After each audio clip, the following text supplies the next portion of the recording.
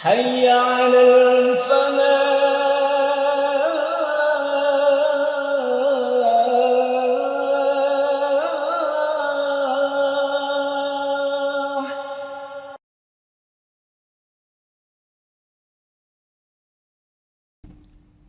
Bismillahirrahmanirrahim. Assalamualaikum warahmatullahi wabarakatuh.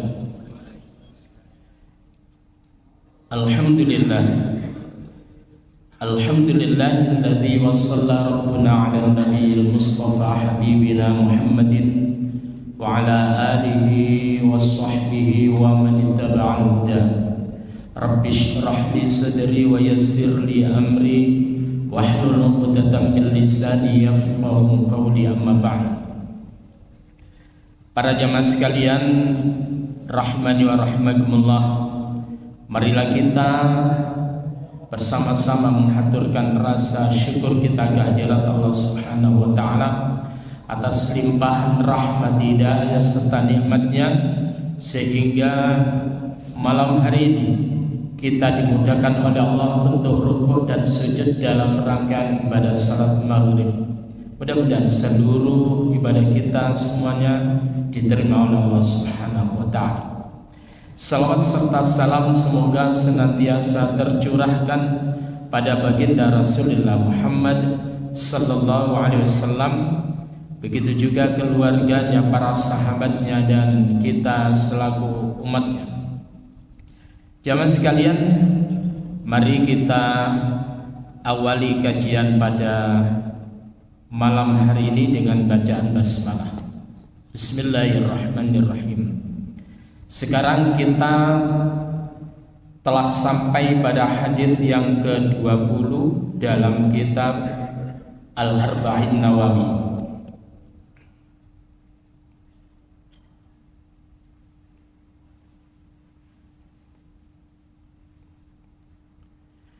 An Abi Mas'ud, dari Abu Mas'ud, yakni Uqbah bin Amr, yaitu Uqbah bin Amr Al-Ansari Al-Badri. Dia adalah di antara sahabat Ansar.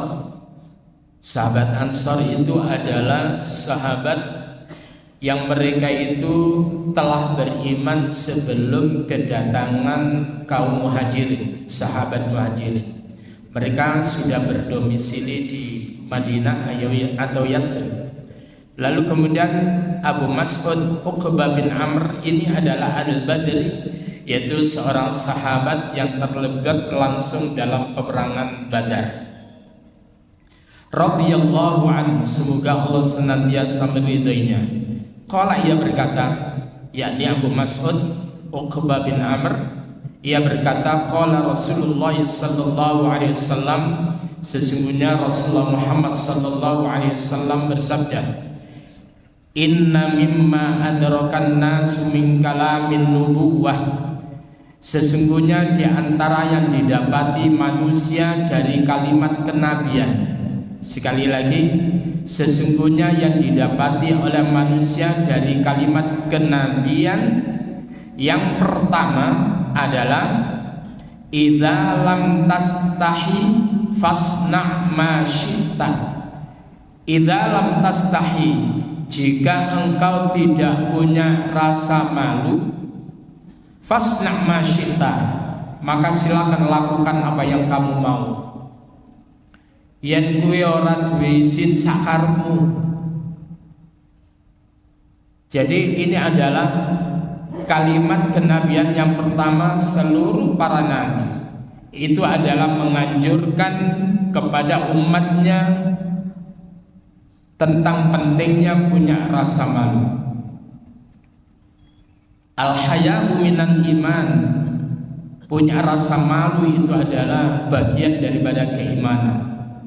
Sehingga orang-orang yang tidak memiliki rasa malu dalam arti melakukan hal yang dilarang oleh Allah, melakukan hal-hal yang tidak baik, mereka tidak punya rasa malu, maka itu pertanda terjadi pengurangan, atau boleh jadi itu adalah tiadanya keimanan dalam diri seseorang. Jadi idza lam tastahi fasna' ma syi'ta, Apabila engkau tidak punya rasa malu, maka silakan engkau melakukan sesuatu yang kamu kehendaki. Cara Jawane sakarmu. Para jamaah sekalian rahimani wa rahimakumullah. Jadi punya rasa malu itu adalah selalu terpuji dan dipandang baik, selalu diperintahkan oleh setiap nabi dan tidak pernah dihapuskan dari syariat para nabi sejak dahulu. Begitu pentingnya punya rasa malu itu. Para jamaah sekalian, artinya bahwasanya kalimat Nabi idza lam tastahi fasna' ma syi'ta, apabila kau tersebut itu tidak punya rasa malu, maka silakan kamu lakukan apa yang kamu kehendaki. Itu bukan kemudian anjuran, bukan anjuran. Yen kowe ra duwe isin sakarepmu, itu bukan anjuran, tetapi itu juga di dalamnya ada peringatan, ada ancaman bagi orang yang kemudian melakukan sesuatu seenaknya sendiri, saudele dhewe, tidak mengikuti aturan-aturan Allah dan Rasulnya. Silakan aja kamu lakukan. Nah, para jamaah sekalian rahimani wa rahimakumullah, bahwa seluruh para nabi, sekali lagi seluruh para nabi itu menganjurkan tentang yang namanya punya rasa malu. Sampai kemudian Allah Subhanahu wa taala itu pun juga zat yang memiliki rasa malu yang luar biasa. Terkait dengan ini, maka Rasulullah Muhammad sallallahu alaihi wasallam bersabda gini, inna rabbakum tabaraka wa ta'ala hayyun karimun. Sesungguhnya Tuhan kalian tabaraka wa ta'ala maha suci dan maha tinggi. Hayyun, Allah Tuhan kalian itu adalah punya rasa malu. Karimun, lagi mulia. Yastahyi min abdihi, yang malu dari seorang hambanya. Idza rafa'a yadayhi, apabila seorang hamba mengangkat kedua tangannya ilaihi, menuju kepadanya, artinya berdoa dengan mengangkat kedua tangannya, ayyaruddahuma sifran, di mana kemudian ketika hambanya mengangkat tangannya ketika berdoa, lalu kemudian begitu dikembalikan, artinya turun dengan kosong tanpa kemudian ada ijabah dari Allah, maka Allah itu malu. Maka dengan ini kalau kita berdoa yang semangat, jangan kemudian kita tersebut itu tidak memiliki kesungguhan di dalam berdoa, karena di antara syarat doa tersebut itu akan diijabah oleh Allah adanya kesungguhan. Kesungguhan itu muncul karena ada husnudzan kepada Allah Subhanahu wa taala. Dan Allah nyatakan itu, bila mana seorang hamba yang sungguh-sungguh memenuhi syarat-syarat untuk kemudian dikabulkan doanya, lalu kemudian dia mengangkat tangannya untuk berdoa kepada Allah, lalu kemudian turun tangannya dengan kosong, Allah itu malu. Para jamaah sekalian rahimani wa rahimakumullah, jadi Allah itu sangat malu. Oleh karena itu segala apa yang diperbuat oleh hambanya itu senantiasa dihargai oleh Allah Subhanahu wa taala. Faman ya'mal mithqala dzarratin khairan yarah, begitu juga wa may ya'mal mithqala dzarratin syarran yarah. Barang siapa orang yang melakukan suatu amalan yang buruk, dia sekecil zarrah yarahu, maka dia Allah akan memperlihatkan kepadanya, dan sekaligus Allah tersebut itu akan memberikan punishment atau hukuman kepada orang itu. Wa may ya'mal mithqala dzarratin khairan yarah wa may ya'mal mithqala dzarratin syarran yarah. Siapa orang yang melakukan amalan kebaikan sekecil apapun akan diperlihatkan oleh Allah, dan Allah memberikan penghargaan kepada orang itu. Allah akan memberikan pahala kepada orang itu sekecil apapun. Begitu juga amalan-amalan yang buruk sekecil apapun akan diperlihatkan oleh Allah dan ada konsekuensi logisnya. Artinya betapa Allah itu adalah syakur, maha menghargai. Allah itu malu bila ada perbuatan hambanya yang baik yang dilakukan dengan tulus ikhlas, lalu kemudian tidak ada catatannya, dan itu mustahil bagi Allah. Sekali lagi, itu mustahil bagi Allah. Allah selalu memberikan imbalan terhadap setiap kebaikan-kebaikan yang dilakukan hambanya yang beriman itu. Para jamaah sekalian rahimani wa rahimakumullah, kalau kita lihat kisah daripada Nabiullah Musa alaihissalam wassalam, pada saat Nabi Musa alaihissalam wassalam itu mendapatkan berita dari bocoran istana bahwa di istana ada upaya atau ada rapat untuk menangkap Nabi Musa, dikarenakan Nabi Musa kala itu adalah usai memukul orang kokpit orang Mesir sampai kemudian meninggal dunia. Maka kemudian kisah inilah yang kemudian menjadikan mereka memutuskan bahwa orang yang menghancurkan kerajaan Fir'aun sebagaimana yang dimimpikan oleh Haman itu adalah Musa yang selama ini diasuh dalam kerajaan selama 18 tahun. Baru terbongkar saat kejadian ada orang Bani Israel dan orang Mesir itu tengkar, lalu kemudian dilerai oleh Nabi Musa, sedang yang kemudian orang yang Mesir tersebut itu tidak mau dilerai dan kemudian ditinju oleh Nabi Musa dan meninggal dunia. Pada saat itulah kemudian Nabi Musa itu kemudian mendapatkan berita dari seorang laki-laki yang datang dengan bergegas memberitahu, wahai Musa, keluarlah kamu dari negeri Mesir. Maka kemudian Nabi Musa keluar dari negeri Mesir, kemudian menujulah ke Madian, di mana Madian itu adalah nama lain daripada putra Nabi Ibrahim dari istrinya yang ketiga. Jadi Nabi Ibrahim punya istri yang ketiga namanya Keturah atau Kenturah. Anak pertamanya itu adalah Madian, dan seluruh dari Kenturah itu punya anak 6. Ya, Madian itulah kemudian nanti akan menjadi mbah buyut daripada Nabiullah Syuaib alaihissalam wassalam.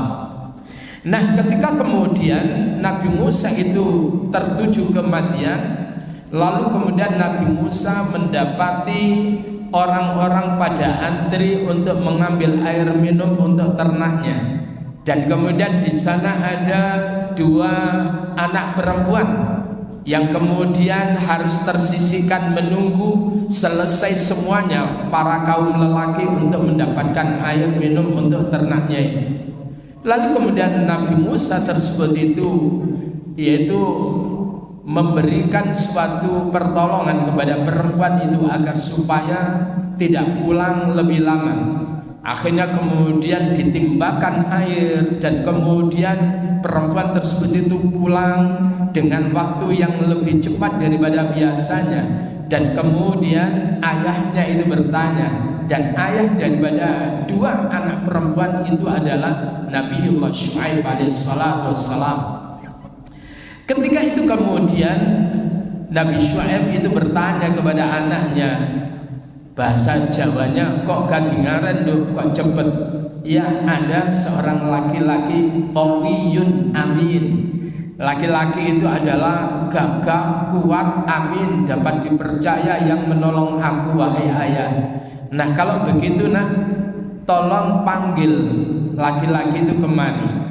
Hadirin yang berbahagia, kisah ini adalah diterangkan oleh Allah di dalam surah Al-Qasas, surah yang ke-28, dari mulai ayat yang ke-23. Sekarang yang saya bacakan ayat ke-25. Ketika perempuan, yaitu salah satu daripada anak Nabiullah Syuaib alaihissalam wassalam, datang kepada Nabi Musa, diterangkan oleh Allah, faja'athu ihdahuma tamshi 'ala istihya. Faja'athu, maka kemudian datanglah kepada Nabi Musa ihdahuma, dari salah satu putri Nabi Syuaib itu tamshi ala istihya, di mana dia berjalan dengan malu-malu. Ilah, karena memang ini laki-laki, dia perempuan malu, Pak. Gimana sekarang dengan perempuan sekarang, Pak? Perempuan tersebut berupaya untuk menutup rapat auratnya. Putri Nabi Syuaib ini berupaya untuk menutup auratnya dengan punya rasa malu, jalan dengan rasa malu menjumpai seorang laki-laki, yaitu Nabiullah Musa alaihissalam. Lalu kemudian perempuan itu mengatakan, qalat, ia berkata, inna abi yad'uka, sesungguhnya ayahku mengundang engkau, liyajziyaka, agar supaya ayahku memberikan imbalan kepada engkau, ajrama saqaitalana, yaitu upah daripada upaya engkau di dalam memberikan air minum untuk kami. Sampean ditimbali ayah, tapi andi merasa malu, Pak. Ya, yang tadinya perempuan tersebut itu kemudian di depan, lalu kemudian Nabi Musa nggak nyaman.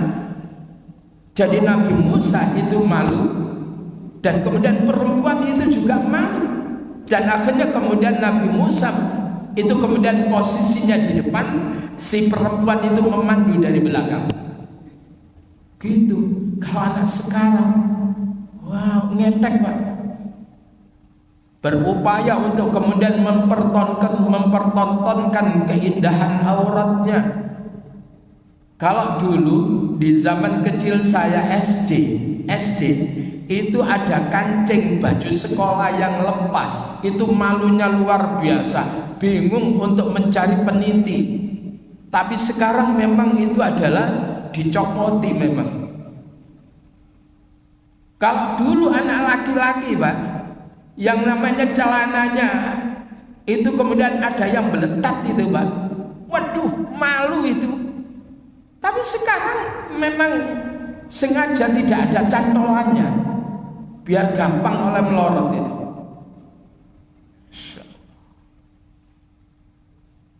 Jadi orang yang memiliki rasa malu itu akan memiliki nilai yang tinggi di hadapan Allah. Orang yang punya rasa malu itu akan lebih berwibawa di hadapan manusia. Para jamaah sekalian, lalu kemudian apa? Begitu kemudian si perempuan tersebut itu memberitahu kepada Nabi Musa bahwa ayahnya mengundang dia, diucapkan dengan rasa malu. Lalu kemudian begitu datang sampai berjumpa dengan Nabiullah Syuaib alaihissalam, wa qassa alaihil qasas, dan kemudian Nabi Musa tersebut itu menceritakan tentang kisah perjalanannya sampai ke Madian. Itu ada apa? Dia cerita bahwa kemudian dia dirapatkan di kerajaan Mesir supaya kemudian kerajaan itu menangkap dirinya hidup atau mati. Maka kemudian Nabi Syuaib itu kemudian tidak ngeden-ngedeni, Pak. Kon was lon mari ngene ndak. Tapi dia sebagai orang tua mengatakan, qala la takhaf, jangan kamu takut, tenang di sini. Najauta minal qaumil zalimin, kau diselamatkan oleh Allah minal qaumil zalimin, dari kaum yang zalim.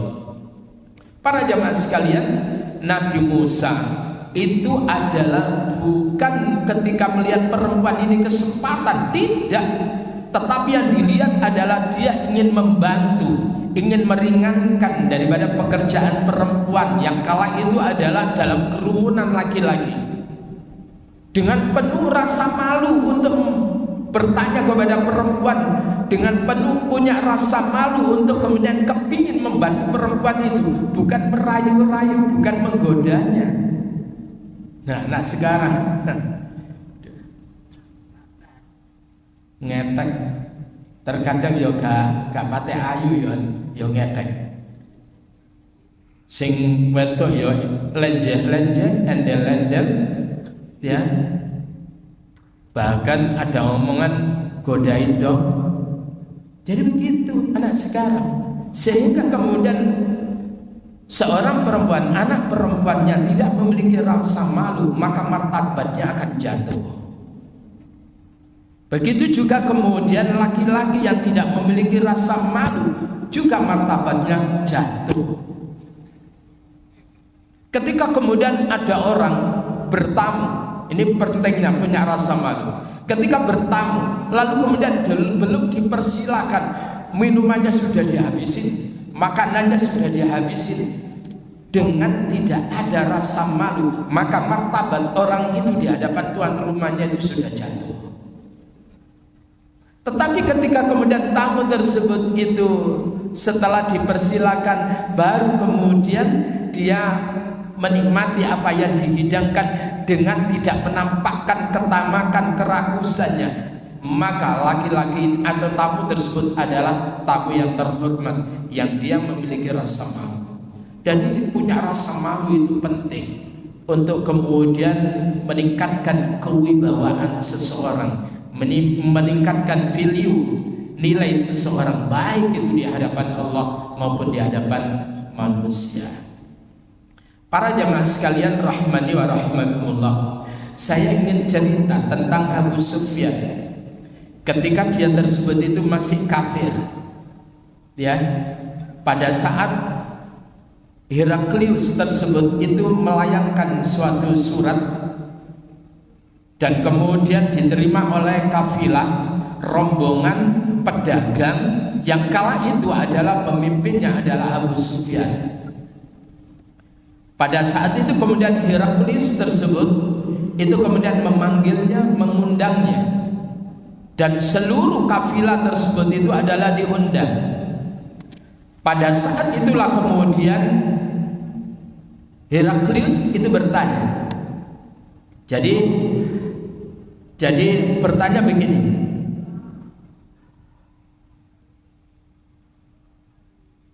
ayyukum aqrabun nasaban bihadzal rajul. Saya dengar ada seorang nabi, maka mana di antara kalian mana yang memiliki hubungan nasab yang dekat dengan laki-laki yang mengaku nabi?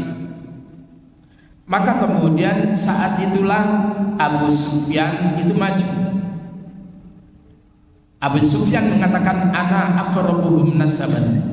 Aku ini adalah yang paling dekat tali pernasabannya dengan Muhammad, laki-laki yang mendakwakan dirinya seorang nabi. Lalu kemudian apa? Ketika itu kemudian Heraklius itu menyuruh, kalau begitu dekatlah kamu ke sini, dekatlah kamu dengan aku, kata Heraklius. Lalu kemudian waqarribu ashabahu, suruh teman-temanmu tersebut itu juga dekat dan posisikan teman-temanmu tersebut di belakangmu. Jadi ada Abu Sufyan, lalu kemudian di belakangnya itu adalah teman-teman dagangnya dari orang-orang Quraisy. Lalu setelah itu kemudian Heraklius itu kemudian menunjuk penerjemah dari istana yang bisa menerjemahkan daripada bahasa Arab itu. Setelah itu kemudian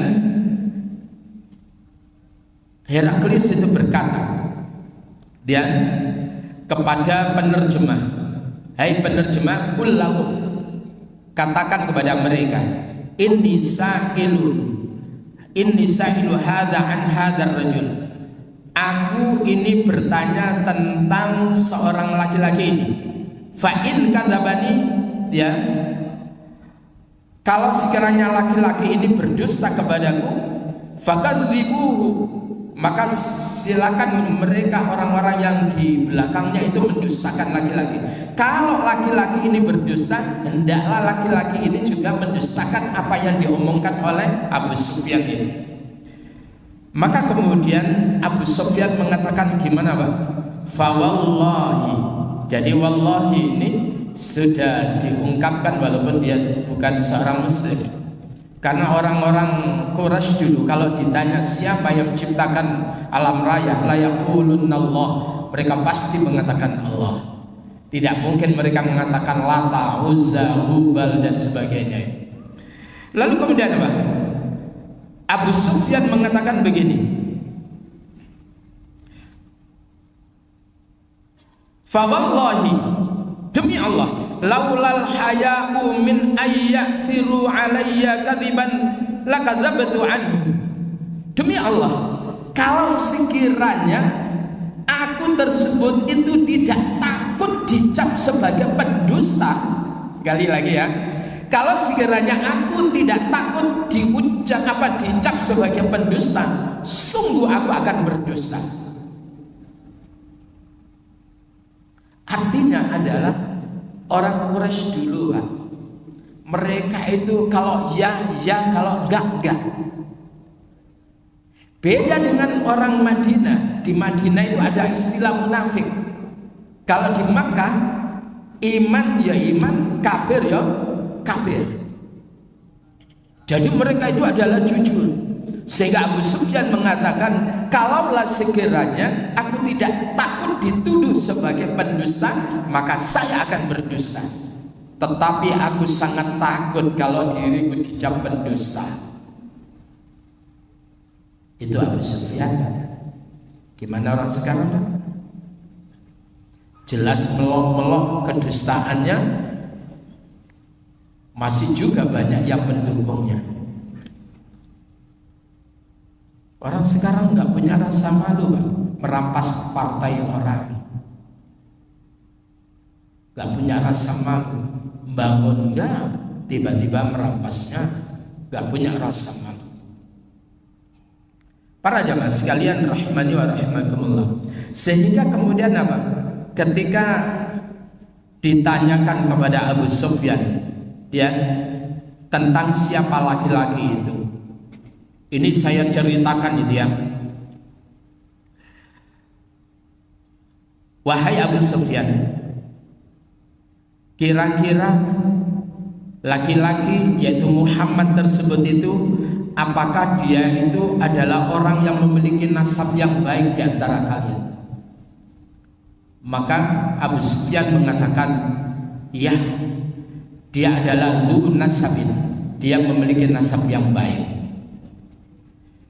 Lalu kemudian, apakah yang dikatakan tersebut itu, ya, adalah pernah dikatakan orang yang sebelumnya? Tidak. Dia mengatakan tidak plagiat, tidak meniru apa yang pernah dikatakan orang sebelumnya. Lalu kemudian, apakah yang mengikuti orang itu adalah orang-orang yang mulia atau orang-orang yang lemah? Maka kemudian dijawab bahwa yang mengikuti Muhammad itu adalah du'afa'uhum, orang-orang yang paling lemah di antara mereka. Kalau yang punya jabatan itu mereka ingin mempertahankan status quo-nya, ya. Lalu kemudian berikutnya, apakah orang yang sudah masuk Islam lalu kemudian dia tersebut itu murtad dikarenakan itu dia nggak suka dengan agama yang dipeluknya? Maka kemudian dijawab, tidak. Kalau dia itu sudah Islam, maka dia akan Islam selamanya. Dia akan semakin tertarik, semakin mendalami, semakin tertarik kepada Islam. Lalu kemudian ditanya lagi, ya,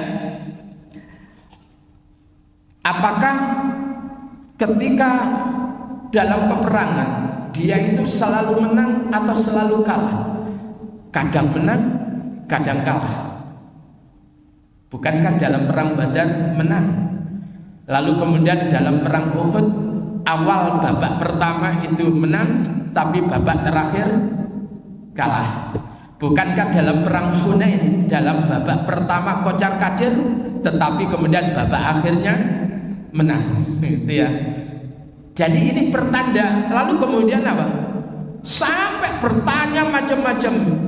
Kira-kira apa yang dikatakan oleh dia, apa yang diperintahkan oleh lisan dia kepada kalian?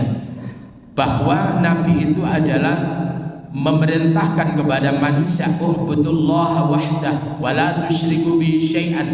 watruku ma yaqulu aba'ukum, sembahlah Allah yang esa, janganlah kalian mempersekutukan Allah dengan suatu apapun, tinggalkan apa yang dikatakan oleh moyang-moyang kalian di masa jahiliyah. Dan kemudian dia Muhammad memerintahkan kepada kami untuk sholat, untuk kemudian berbuat jujur, dan kemudian memelihara kehormatan, dan supaya menjaga silaturahim. Itu semuanya diungkapkan di hadapan Heraklius. Maka kemudian Heraklius itu semakin menyatakan ini laki-laki hebat ini nabi benar. Kebetulan Heraklius itu adalah ahlun nujum, orang yang ahli nujum. Itu dukun terhebat di zamannya itu adalah Heraklius. Itu luar biasa itu. Lalu kemudian apa? Setelah itu tanya, tolong teliti apakah dia itu memimpin orang-orang yang khitan. Maka kemudian dari kalangan Heraklius ada orang Yahudi itu mengatakan, wahai raja, kami kira bahwa yang khitan itu adalah orang Yahudi saja. Jangan khawatirkan tentang Yahudi, orang-orang yang khitan itu. Tidak, coba teliti dulu. Begitu diteliti, semuanya pengikut Nabi Muhammad SAW itu adalah berkhitan. Maka Heraklius itu mengatakan begini. Mengatakan apa? Demi Allah, laki-laki itu nanti akan bisa menguasai sampai di bawah kedua telapak kakiku ini. Heraklius, sebetulnya Heraklius itu sudah yakin, Pak, sudah menyatakan benar laki-laki itu. Tetapi karena kemudian godaan pendukungnya, lalu kemudian dia nyelindung lagi. Hampir aja Heraklius itu masuk Islam, hampir aja. Para jamaah sekalian rahimani wa rahimakumullah. Jadi Abu Sufyan walaupun masih kafir, dia tersebut itu jujur menyampaikan, malu kalau dia tersebut itu berdusta. Orang sekarang angel menjadi saksi palsu, tenang-tenang. Orang sekarang sudah terbukti kepalsuannya, tenang-tenang orang sekarang. Bahkan orang sekarang ini nggak malu untuk kemudian tertangkap dari pencuriannya, Pak. Terutama koruptor-koruptor kelas kakap. Begitu mereka tersebut itu tertangkap, kemudian berada di tempat yang terbuka di kameramen, maka mereka dada jawab. Mereka dada jawab. Artinya adalah mereka sudah tidak punya rasa malu. Walaupun orang itu berhaji berkali-kali, umrah berkali-kali, maka perlu dia bertanya apakah dia masih beriman kepada Allah Subhanahu wa ta'ala. Al-haya'u minal iman. Punya rasa malu itu adalah pertanda ada keimanan dalam diri seseorang. Namun bapak-bapak, sekarang contoh kita tidak. Adakah kita punya rasa malu kepada Allah di ketika kita sebagai suami lalu tidak tanggung jawab, kurang tanggung jawab kepada istri dan anak-anak? Kalau kemudian kita punya rasa malu di hadapan Allah Subhanallah, maka kita akan berupaya untuk bagaimana bertanggung jawab kepada anak dan istri kita. Kita berupaya untuk membahagiakan mereka. Ketika orang itu tidak punya rasa malu, maka dia akan abaikan istri dan anak-anaknya. Mau enaknya saja, makan ingin enak tapi duit tidak pernah ngasih. Jamaah sekalian rahimani wa rahimakumullah. Pertanyaan berikutnya, kita sudah Islam dari lama hingga sekarang, punya enggak rasa malu bila kita masih belum bisa baca Al-Quran? Ya, kadang ya tenang-tenang aja. Wis tuwek umur 50, 60, Islam dari kecil tapi belum bisa baca Al-Quran, tidak punya rasa malu. Sementara dia itu adalah meminta kepada Allah untuk dicurahkan nikmat untuk membaca kalamnya berlepotan, bahkan tidak bisa membacanya. Dia tidak punya rasa malu di hadapan Allah. Lalu kemudian meningkat lagi. Sudahkah kita punya rasa malu kepada Allah ketika sholat yaunoya ini? Kita ini nggak ngerti makna bacaan sholat yang kita baca dalam sholat itu.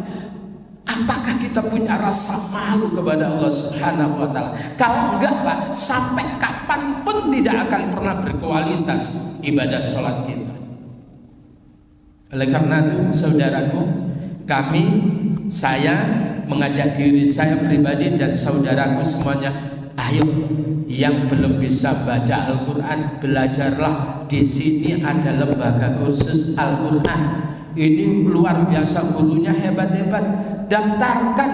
Kalau sekiranya malu belajar dengan tetangga-tetangga di rumah, lari ke sini. Di sini, Pak, saya pernah ngajar di sini. Ada yang kemudian sudah jenderal, pensiunan, macam-macam itu. Ada yang masih mahasiswa, ada yang masih pelajar, macam-macam, Pak, kumpul.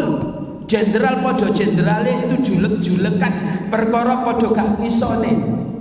Jadi di sini. Kalau sekiranya kemudian waktu di rumah itu malu belajar, kemudian nanti didengerin oleh istrinya, didengerin oleh anak-anaknya, belajar ke sini. Belajar ke sini. Nanti pamitannya kepada apa? Pamitannya kepada istrinya ke sana, ada kajian. Padahal saya belajar baca. Nanti kalau sudah pinter, sudah lancar, nah silakan. Nah, wahai istriku, tolong ayah dengarin. Gaya, Pak, begitu mestinya. Jangan sampai umat Rasulullah Muhammad sallallahu alaihi wasallam itu adalah tidak bisa membaca Al-Quran. Gagal kita sebagai umat Rasulullah Muhammad kita. Oleh karena itu, saudaraku sekalian, jadi punya rasa malu itu dalam hal-hal yang buruk. Jangan kita punya rasa malu pada hal-hal yang baik. Arabi sholat mungkin masjid isin aku. Jangan mau belajar Quran, waduh, koncone cili-cili aku gede dewe isin aku. Jangan. Sekali lagi, ayo punya rasa malu itu luar biasa. Para jamaah sekalian, rahimani wa rahimakumullah, mudah-mudahan kita mulai sekarang memiliki rasa malu yang akan bisa meningkatkan value kita, nilai kita di hadapan Allah Subhanahu wa Ta'ala, dan menjadikan kita memiliki wibawa di hadapan manusia yang ada di sekitar kita terutama. Dan marilah kita akhiri dengan doa kafaratul majelis. Subhanallahumma wa bihamdika asyhadu an la ilaha illa anta astaghfiruka wa atubu ilaik. Assalamualaikum warahmatullahi wabarakatuh.